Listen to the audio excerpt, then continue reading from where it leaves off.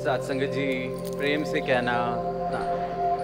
सदगुरु माता जी ने सेवा के ऊपर जब बात की तो एक कहानी के द्वारा इस तरफ इशारा किया कि कहीं मेरा जो सेवा का भाव है वो सिर्फ इसीलिए तो नहीं कि मेरा नाम रोशन हो जाए इसलिए मैं सेवा कर रहा हूँ। चेतनता के ऊपर बात की तो वो भी कहा गया कि जब इस ब्रह्म ज्ञान से मैं जब जुड़ जाता हूँ तो एक चेतनता, इस चेतन सत्ता के साथ जब मैं जुड़ा हुआ हूँ तो मेरा जीवन भी फिर चेतनता से, मेरा हर कदम चेतनता के साथ, मेरा हर डिसीजन, हर चॉइस उस चेतनता के साथ। तो मन में भाव इसी प्रकार आ रहे थे कि ये सदगुरु के प्रवचन तो निरंतर हमें गाइड कर रहे हैं, हमें निरंतर परमात्मा का एहसास करा रहे हैं, निरंतर हमारी भक्ति को निखार रहे हैं। पर इंसान जो इससे वंचित है उसका जीवन भी हम देखते हैं, पर उस जीवन को देखने से पहले मन में भाव यही आता है कि जो दात हमारे जीवन में है क्या वो पूरी तरह से हमारे जीवन में उतर गई है, या हमने इस दात को भी अपनी मैं को बचाने के लिए एक ढाल सा बना लिया है,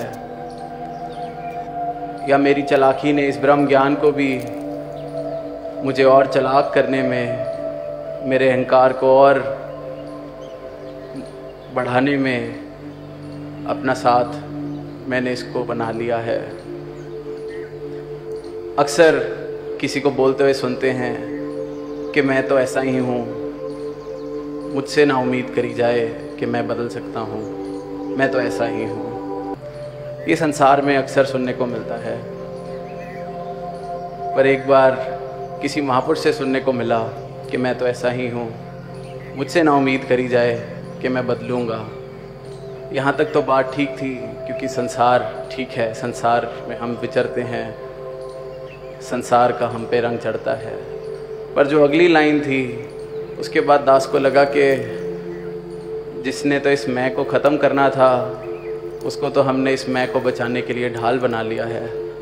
अगली लाइन जो निकली वो ये थी कि मैं तो ऐसा ही हूँ, मुझसे ना उम्मीद की जाए कि मैं बदलूँगा, मुझे तो निरंकार ने ऐसा ही बनाया है।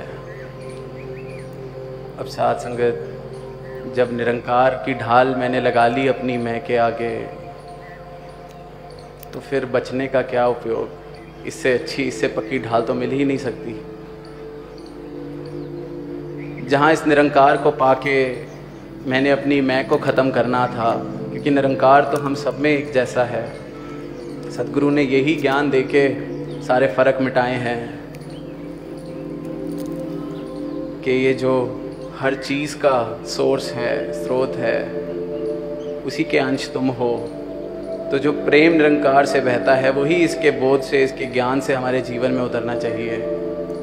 तो जिस मैं को हटाना था, जैसे जब ज्ञान मिलता है तो बताते हैं कि दृष्टमान माया है, बाकी कुछ नहीं रहना यार, यही है सब कुछ जिसनू कहंदे ने निरंकार। तो मेरे अंदर भी तो जो मैंने परतें चढ़ाई हुई हैं दुनिया की, समाज की, शिष्टाचार की,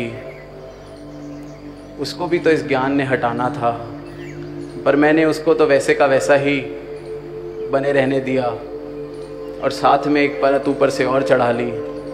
ज्ञान जीवन में बसा तो नहीं, समझ तो नहीं आया, बोध तो नहीं हुआ, पर जो शब्द सीखे उसको अपने इस्तेमाल में लगा लिया कि मैं तो ऐसा ही हूँ, मुझे निरंकार ने ऐसा ही बनाया है। जबकि सदगुरु जीवन में आके सिर्फ यही करना चाह रहे हैं कि निरंकार ने जैसा बनाया है तुम वैसे हो जाओ, तुम जैसे बन गए हो उसको छोड़ दो। यही धर्म है, यही भक्ति है। पर हम अपने अहंकार के कारण, अपनी चालाकी के कारण इतने इस अवस्था में गुम हो जाते हैं कि हमें रियलाइज़ भी नहीं होता कि हम कैसी बात करते हैं, कैसे हमारे भाव बन जाते हैं। और फिर इसी प्रकार का जब जीवन कोई देखता है तो वो यही सोचता होगा कि इससे बेहतर तो वो पहली वाली अवस्था थी कि मुझे मैं तो ऐसा ही हूँ। निरंकार को ना जोड़ा जाता इस चीज़ के अंदर तो फिर भी सुधार की अवस्था थी, सुधार की पॉसिबिलिटी थी, संभावना थी। पर निरंकार को जोड़ के तो मैंने अपना अहंकार और प्रबल कर लिया कि मैं ऐसा ही हूँ, और ऊपर से मुझे इस परमात्मा का ज्ञान भी है। मुझसे ज़्यादा ज्ञान किसी को नहीं है। देखो मुझे ऐसे ही बनाया गया है। तो ये अवस्था जब सुनने को, देखने को मिलती है तो यही अरदास कि हम कब कहाँ कैसे भटक जाते हैं, कब कहाँ इस दात को जिस उपयोग में लाना था उसकी जगह बिल्कुल ही उल्टा उसके साथ चलने लगते हैं। और लगभग हमारा हाल दुनिया से भी बदतर, क्योंकि दुनिया का तो जिस तरह से कहते हैं कि शहंशाह जी के पास जब कोई गया तो उन्होंने यही कहा कि अब तेरे कर्म काट दिए पुराने सारे, पर अब ये दात जो जीवन में आ गई है, अब तूने कर्ता भाव नहीं लाना जीवन में।